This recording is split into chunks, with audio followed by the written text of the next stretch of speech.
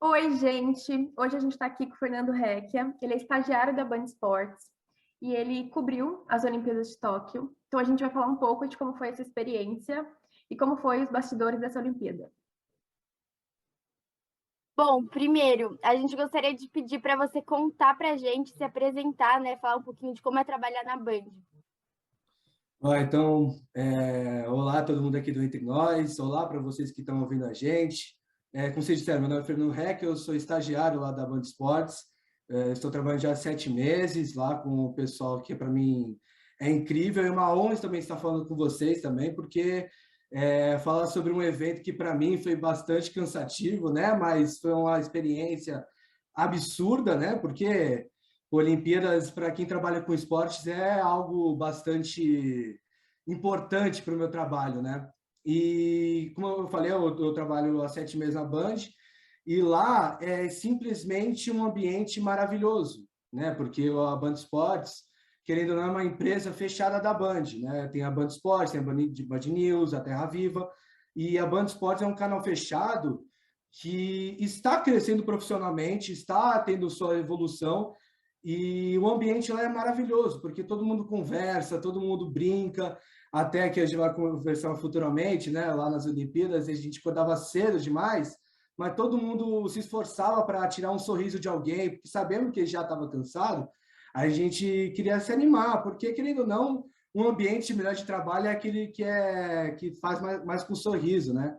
Então, o ambiente lá é maravilhoso. Eu sou produtor, assessor e editor. Eu comecei como assessor na Band Esportes. Eu entrava em contato com atletas, com dirigentes e presidentes e jornalistas de outros canais. E agora eu sou produtor. Eu fui para uma outra área que é da produção e da edição. Só que às vezes eu mexo os pauzinhos, eu faço uma parte de assessoria, alguns programas. Quando precisar de mim, eu faço. E até que meu trabalho você tem que saber de tudo, né? Isso que é mais legal que eu gosto do meu trabalho, que você tem que aprender tudo na parte da edição, na parte da produção, da parte de ser chefe, de redator. Então, é tudo uma grande mistura. E, como eu tinha falado, o ambiente é maravilhoso, a Band Esportes é uma empresa que está evoluindo e eu fico muito grato de estar por lá hoje em dia. Como a gente citou no início, você cobriu os Jogos Olímpicos esse ano e como as Olimpíadas foram realizadas em Tóquio, como você lidou com a questão do fuso horário? Cara, Thiago, o fuso horário foi uma coisa bastante difícil para a gente que trabalhou nas Olimpíadas, porque, querendo ou não, se a gente for colocar em termos de matemática, obviamente eu não sou de exatas, eu sou jornalista, etc. Só que, se for de horário, das 3 da manhã aqui, é 3 horas da tarde lá.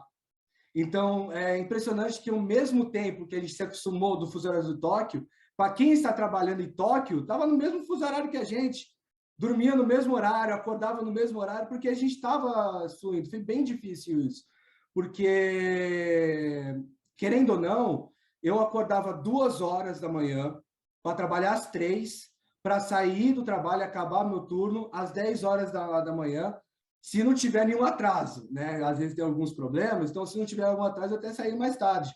Então fazia 7 horas do meu trabalho e às vezes, é até que impressionante, eu fazia uma refeição por dia. Chegou uma semana que eu fiz uma refeição por dia, porque eu chegava em casa às 11 horas da manhã em casa, eu dormia, descansava até umas 3 horas, comia, e você percebe que falta 2 horas para você dormir, para você estar disposto para o próximo dia, né? Então, eu praticamente só almoçava todos os dias. Então, obviamente, tinha uns lanchinhos para o pessoal que trabalhava de madrugada, mas era um lanche, cara, com todo respeito também, era um pão de queijozinho murcho, um pão com presunto e queijo, às vezes tinha queijo Minas ali, que tentaram inovar, e era difícil, querendo ou não, era bem difícil. E tomar refrigerante Guaraná Zero às 3 horas da manhã também era bastante difícil se acostumar com isso. Mas também não falando só de refeição e tudo mais, só para mostrar para vocês o quão difícil foi. Não somente em termos de saúde, etc., mas também de psicológico, porque eu admito, e todo mundo que estava ao redor, perto de mim, sabia disso, que eu estava chato. Chegou a última semana que eu não queria conversar com ninguém. Eu estava insuportável, porque eu queria dormir, eu queria descansar, e tinha pessoas mandando mensagem, assim, pô, meus pais estavam viajando, e meus avós estavam reclamando porque eu não estava dando notícia, não estava dando coisa. Eu falei, vó, desculpa, eu durmo praticamente o dia inteiro. Então, não tenho muito o que eu fazer. Eu desculpa estar assim, não mudar falar nada, só que realmente a minha personalidade mudou um pouco com as Olimpíadas e foi bastante difícil em questão do fuso horário, né? Como eu tinha falado, aqui, 3 horas da manhã aqui é 3 horas da tarde lá, então é bastante difícil mesmo.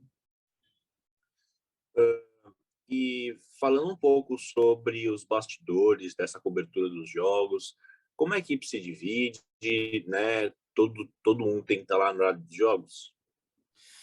Então, na Band Esportes, vamos dar por exemplo, na parte da minha parte de produção. Eu falo para todo mundo que fala sobre como é meu trabalho, como é a minha função e tudo mais, eu sempre falo, produção é a base de tudo. É a base porque é o que cria um programa, que cria uma transmissão. É o começo de tudo. Então, você tem a produção, a edição e jogar para o programa que foi posto. E fazer isso em poucas pessoas, um produtor só fazer isso em tudo, é muito difícil. Então, eles dividiram o pessoal que é da produção realmente, que vai lá, monitora os seus comentaristas que estão fazendo tais modalidades, tais medalhas de ouro, etc. Tem o pessoal da edição, que foi separado, se eu não me engano, 5 equipes de edição e 2 equipes de produção.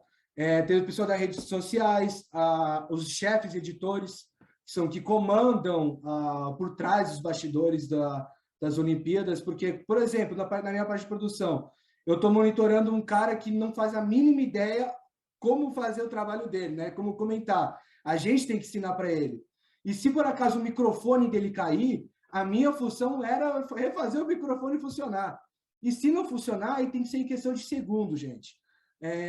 A gente tem que jogar esses comentaristas em um outro estúdio, para eles fazerem um outro programa, e o chefe da produção e tudo mais tem que avisar para o comentarista, olha, enrola aí, que a gente vai jogar os caras lá para o outro estúdio, porque, querendo ou não, isso tem que ser em questão de segundos. Né? O show tem que continuar, o programa não tem que tá rolando uma modalidade e ficar um silêncio do nada e não ter nenhum tipo de comentário, né? Então, essa é a parte da produção que eu acho que é muito importante e foi dividido bastante, da produção, da edição, das redes sociais, da chefe de produção, do marketing, dos figurinos. Bem, foi uma grande confusão, uma grande mistura. E nesse período que você teve lá, cobrindo as Olimpíadas e tal, você conheceu diversos atletas. Você pode falar alguns pra gente? Claro, até que eu coloquei um sorriso no rosto, porque, querendo ou não, eu conheci os atletas ex-medalhistas, né? Eu até fiz uma lista sobre os ex-atletas e até percebi, pô, caramba, cara, eu conheci tanto atleta que a gente nem percebe na hora. A gente vê os caras andando do seu lado, por exemplo, a Fofão. Fofão é trimedalhista das Olimpíadas, uma das maiores nomes históricas do vôlei feminino. E ela estava na minha frente, praticamente na minha frente, e eu achava que ela era uma pessoa, tipo, normal. Obviamente, todo mundo é uma pessoa normal, mas, como eu disse, uma pessoa que não fazia parte de esporte, né? Então, e tem vários nomes, teve a Fofão, teve o Ricardo Prado, que foi considerado o melhor nadador dos anos 80 brasileiro, né, que ganhou uma medalha de prata nas Olimpíadas e um ouro no Pan-Americano, lá nos anos 80. O Cláudio Ares, treinador de boxe de 2012, 2016 e ex-atleta de boxe. O André Domingos, pô, cara sensacional, o André, ex-medalhista de prata dos 4x400 de barreira no atletismo. Mas tem vários, Flávio Ortega, Marcelo Negrão, Jaque do vôlei de praia, o Fábio Vanini, ex-seleção da seleção brasileira de handball, cara sensacional, sensacional. Ele chegava todo dia meia hora, teve um dia que chegou meia hora antes do programa e o handball caiu. Então ele não ia mais comentar, e aí chegou para o Vanini, Vanini, você não vai conseguir me apresentar. Eu falei assim, pô, tá tranquilo, cara, fica tranquilo, volto para casa, só quero meu lanchinho, só quero comer. Aí eu fui embora para casa, foi super excepcional, todo mundo sempre foi maravilhoso com a gente, sempre chegavam 1 hora antes do programa começar, né, a sua transmissão, e até que conhecer todas essas pessoas, ex-atletas, né, foi uma grande honra para mim, até para o meu trabalho, né. E qual deles você mais gostou de conhecer? Cara, eu gostei de... Ó, se algum atleta que teve lá tá assistindo a gente agora, assistiu assim, me desculpa se eu não citar seu nome, mas eu gostei de todo mundo. Realmente gostei de todo mundo. Não estou fazendo média, não estou fazendo... Estou realmente sendo bem sincero. Mas se é para botar 2 que eu mais gostei, eu vou falar de 2 porque eu não consigo escolher um. É o Cláudio Ares, o ex-atleta de boxe, cara sensacional. Eu conversei muito com ele, é uma pessoa muito humilde. Se você conhece uma pessoa assim, pô, ele é impressionante. E o André Domingos, que é o ex-atleta de atletismo, né? Que é uma pessoa super paciente, ótimo de trabalhar. Ele saía do bastidor, ia para o banheiro, ele parava e começava a conversar com o pessoal da redação. Eu conversei bastante com ele, até de vida, não nem de esporte, até da minha vida, a vida dele, histórias dele. Cara, esses 2, acho que foi o que mais me marcaram. Até mandei mensagem para o Cláudio, para o André, depois das Olimpíadas, agradecendo eles, tudo mais. O André veio para a gente, falando que, pô, nunca foi tão recebido em uma transmissão esportiva. Então, assim, isso fez o meu dia até. Então, esses 2 são uma referência agora para mim no esporte também. Você vendo vários esportes que aconteceram, você acredita que quando o atleta ganha a medalha, ele fica feliz independente da medalha que ele recebe? Isso é impressionante, cara, quando a gente se fala no Brasil, né? Porque se a gente for comparar com os Estados Unidos, China, Japão, que os Estados Unidos teve quase 120 medalhas olímpicas, se a gente for comparar, né? E para eles, uma medalha de bronze é uma conquista que não tem uma grande relevância. Para a gente brasileiro, eu vi pessoalmente o narrador comemorar mais uma medalha de bronze do que um ouro lá nos Estados Unidos, né? Uma medalha de bronze para a gente. Então, isso que é legal no Brasil, a gente bateu o recorde de medalhas. A gente tinha batido lá no Rio 16, a gente bateu novamente o recorde. Ficamos com 21 medalhas, 2 a mais de bronze. E você comemorar só para um terceiro colocado é maravilhoso, porque você pelo menos tem uma medalha olímpica.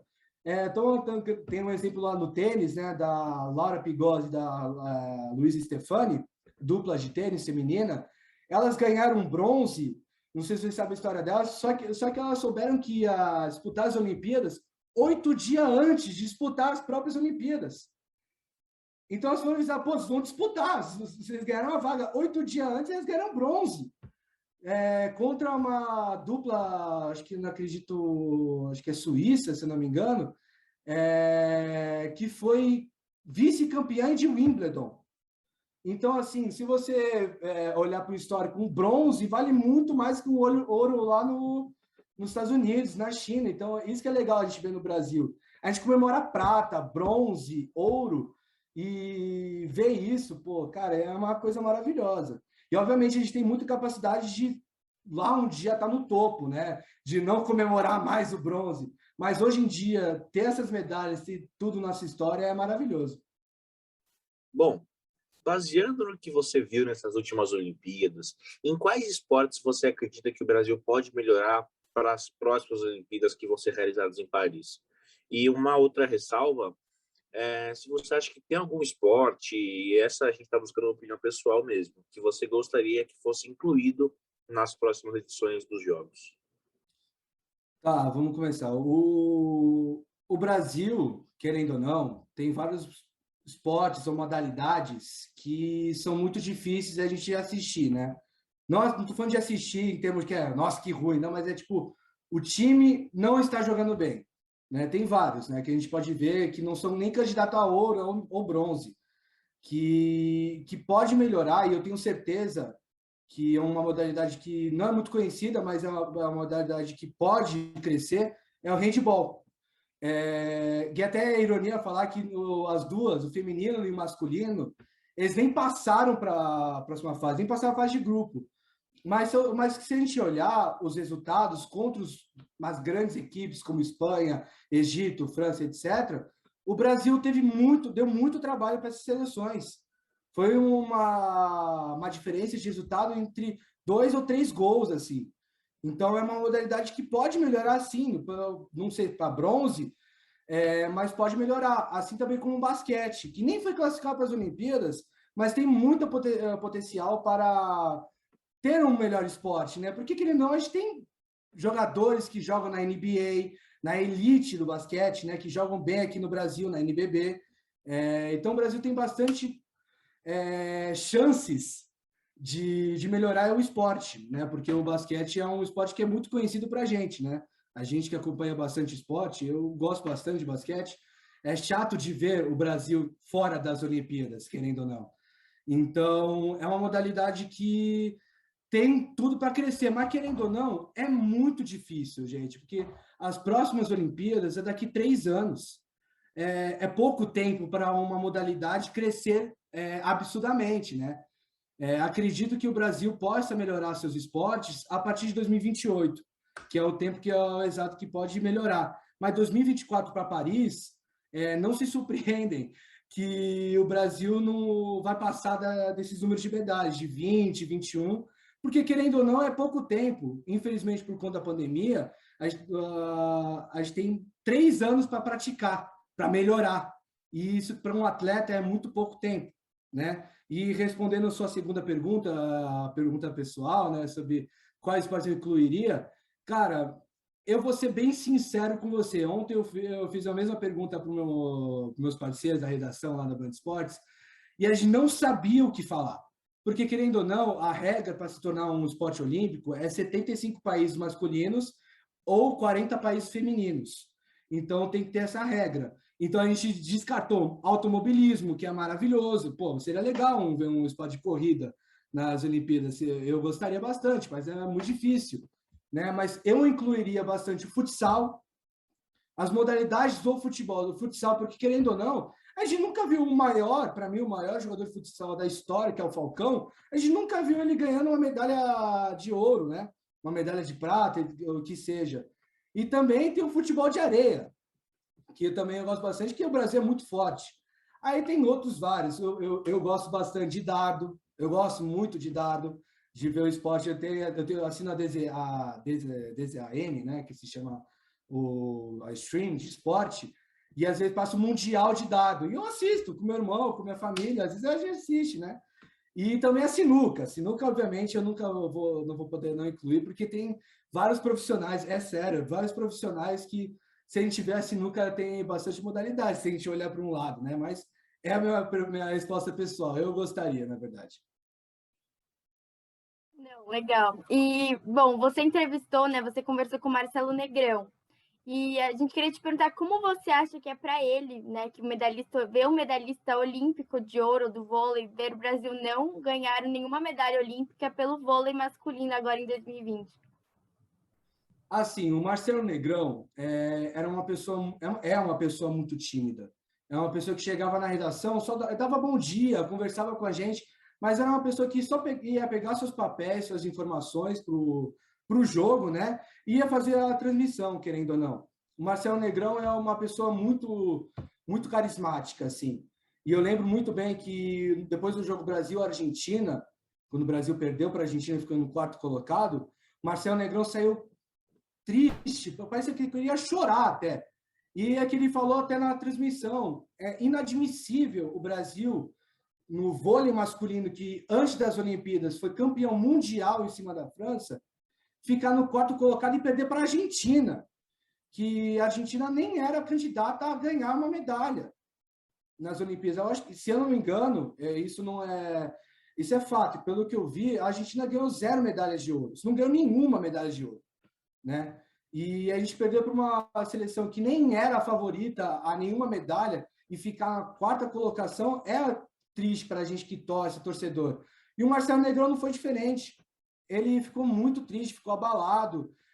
Eu tive bastante presença com os atletas, que eles mesmos ficavam nervosos só de transmitir o jogo da sua própria seleção, do seu próprio país. teve alguns que nem conseguiram dormir no hotel. E o Marcelo Negrão, eu lembro que ele contou a história que ele chegou no hotel e não conseguiu comer na semifinal e na disputa do bronze, porque ele estava tão nervoso para transmitir e não querer ver o seu país se dando mal, que ele acabou perdendo a fome, perdeu o sono. Então, foi bastante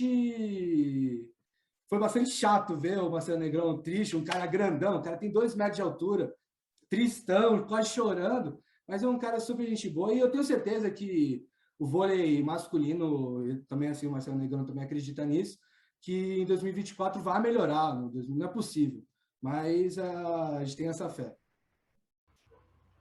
Agora falando mais pelo lado bom, você mesmo falou que entrevistou o Cláudio Aires, e como você acha que foi para ele ver o Brasil ganhando 3 medalhas, uma de bronze, uma de prata no feminino e a de ouro no masculino?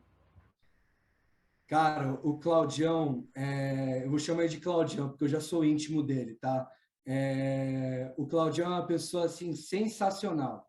Ele é uma pessoa que ele chegava pra gente, no último dia ele chegou pra gente e falou, cara, tem dias que no dia das minhas transmissões, eu queria chegar antes, né, para ficar com você, assistir as Olimpíadas com vocês. E eu lembro muito bem, eu tinha chegado lá na Band, cansadaço, era 3 horas da manhã, eu estava muito cansado, tinha acabado de acordar, e o Cláudio Aires estava tão feliz porque a Bia se classificou para a final, a Bia Ferreira se classificou para a final do boxe, né? Ele me viu, eu estava com o olho quase fechado, eu estava nem acordado, nem sabia o que estava acontecendo. Ele bateu no meu braço e gritou comigo, estamos na final. Nessa hora eu acordei, porque é um cara grandão, 2 metros de altura, eu juro, a mão dele é o dobro da minha. Chegou uma parte que ele estava conversando, ele começou a dar soco em mim, de brincadeira, comemorando que ele estava na final. Né? O Brasil estava na final. E só que assim, ele falou para mim que estava socando fraco. Só que o fraco do Claudião é muito diferente do meu fraco. Eu fiquei com um roxo no braço, praticamente. Então, mas ele é uma pessoa sensacional, e eu lembro muito bem de uma cena que ficou bastante famosa entre a gente na Band Esportes, que quando o Brasil ganhou o ouro com o Abner, o comentarista, o narrador, o Ivan Bruno, ele é uma pessoa que fica muito feliz com qualquer medalha. Ele foi comemorar o Claudião, e o Claudião levantou ele como se fosse uma criança. Ele abraçou ele como se fosse uma criança, ele levou o cara até a altura do peito como se fosse um bebê. É impressionante a felicidade, é muito lindo ver isso. Comemorar um ouro pessoalmente com esses atletas, é maravilhoso ver isso. E o Claudião, pô, cara humilde, o cara simplesmente simpático com todo mundo, e ver a felicidade desse cara foi absurdamente lindo. Eu vou falar que foi lindo porque não tem outra palavra que tem que descrever para o Cláudio. O que você tem a dizer para os jovens que têm interesse em trabalhar nessa área como a sua? Tenho muito a dizer para quem está começando o jornalismo, né? Porque o jornalismo esportivo, onde eu trabalho, aonde eu estou acostumo na área esportiva, né? A se esforçar. Eu lembro muito bem no jogo da NBB, o Chico Garcia chegou para mim, o comentarista de Jogo Aberto, ele chegou para mim e falou, cara, se esforça, trabalha, mesmo que você esteja focado com o esporte, foque em outras modalidades, foque em outras áreas também, que seja boa para você. Mas, principalmente, o esporte, você tem que levar para a vida, você tem que sentir o esporte. Então, o que eu indico para as pessoas, o que eu indico para quem está começando na área, é que não desista. Realmente não para desistir dessa modalidade, dessa área, porque é uma área maravilhosa. Eu estou realizando o sonho, mas milhares podem realizar também, entende? Então, é isso que eu falo para todo mundo que está começando, que vem para prestar estágio para a Band, ou para qualquer outro tipo de estágio, seja SPN, seja Sport TV. Então, cara, é isso que eu dou a dica para você também, porque o jornalismo é essencial e o esportivo também, o esporte é muito importante para a nossa vida. De que maneira você acha que o esporte brasileiro pode ser mudado? O que você acha que pode ser acrescentado nos esportes que não têm muita visibilidade? Tá bom, vamos começar. O Brasil, o Olímpico Brasileiro, investe pouco nos seus esportes. Isso, infelizmente, tá? Isso não, teve até uma declaração, hoje em dia, que nas últimas Olimpíadas do skate do Pedro Barros, que falou bastante sobre isso. Que ele simplesmente falou: galera, investe no esporte, não somente futebol, investe no skate, no surf, em outras modalidades, porque o Brasil tem pouco investimento. Então, aí a gente vê, né, como eu tinha falado antes dos Estados Unidos e da China, eles têm esses números de medalhas, esses números de organização de esporte, porque eles têm investimento, eles têm estrutura melhor que a nossa. Eles têm locais para treinar melhor, eles têm centro acadêmico, a própria centro acadêmico. O Brasil não tem. Se tem, é muito pouco. Né? Tem o que a gente pode pensar do surf, né? O surf, o cara vai praticar o surf lá na praia, né? Não aqui em São Paulo, vai para a praia e treina o surf dele, mas não tem um grande investimento nisso. No skate não tem uma praça de treinamento. O pessoal aluga um certo espaço e vai fazer o seu treinamento com o seu técnico, etc. Então, para mim, o Brasil tem que melhorar nesse quesito, no investimento. Tem que começar na base, tem que começar do zero, porque, querendo ou não, se focalizar só no futebol, não vai funcionar. O Brasil no futebol é hepta medalhista de ouro. O Brasil tem 7. O Brasil tem mais medalhas de ouro que Copa do Mundo, se a gente for para olhar, né? Então, por que tem tudo isso? Porque a CBF investe, o Comitê Olímpico também ajuda nesse investimento. Então, assim, é muito difícil outros esportes serem investidos porque não tem grande visibilidade, infelizmente, né? E o Brasil tem que investir nisso. Tem que investir. Se a gente quiser chegar lá no topo, lá nos primeiros, pode ser até o top 10, top 5, tem que ter investimento, senão a gente vai ficar na mesma para sempre, né? A gente foi batendo medalhas, recordes de medalhas por ano, por evento também. Porém, querendo ou não, isso atrapalha também, sabe? Porque a gente quer mais. Nós que gostamos de esporte queremos mais medalhas. Não só de futebol, queremos medalhas de qualquer modalidade, arco e flecha, queremos modalidade de vôlei, que foi precário também nessas Olimpíadas, handebol, basquete, qualquer medalha seria bom para a gente, né? Então, para mim, na minha opinião, isso é falta de investimento. Obviamente, tem várias coisas por trás. Então, para mim, para começar, tem que ser investido nos esportes brasileiros, esse ponto. Sabe? Porque, querendo ou não, começando do zero para crescer, né? Então, para mim, é assim que tem que ser. Só assim vai melhorar, entendeu? E como você acha que certas modalidades como vela, hipismo, esgrima, que não são muito comentadas, podem ter mais visibilidade? Então, esses esportes que você acrescentou, vela, hipismo e esgrima, que você tinha comentado, obviamente tem outros esportes que assim, que não tem muita visibilidade, porque a gente não transmite muito, né? A gente vê poucas vezes na TV, uma final de mundial de esgrima, uma final de mundial de vela, de golfe. Golfe tem na ESPN, mas eu estou dando exemplos, né? Mas por que disso? Porque, querendo ou não, todos esses esportes que não têm muita visibilidade, que tem bastante nome também, são esportes de elite, isso é fato. São esportes que pessoas mais de elite assistem. E para você transmitir, por exemplo, a Band Esportes quer comprar um Mundial de Vela, por exemplo. Então, o pessoal da vela do Mundial vai passar um certo custo que eles passam para o pessoal de elite, e é um custo muito alto para a gente transmitir. Querido ou não, a gente paga por break, né? A gente paga por intervalo, né? A gente paga dinheiro por intervalo, a empresa paga.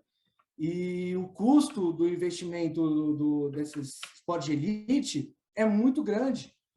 E que eu acho que deveria fazer é esses esportes abranger essas modalidades para a gente, não para a gente, mas para o mundo, né? para todo mundo que gosta de esporte, que gosta de assistir, que gosta, porque querendo ou não, por que a gente gosta bastante de futebol? Porque o futebol é bastante transmitido, é bastante visto. O basquete, mesma coisa, o futebol americano, a mesma coisa. Então, assim, esses esportes que são mais de elite, como hipismo, vela, esgrima, golfe, etc., para mim tem que ter mais visibilidade.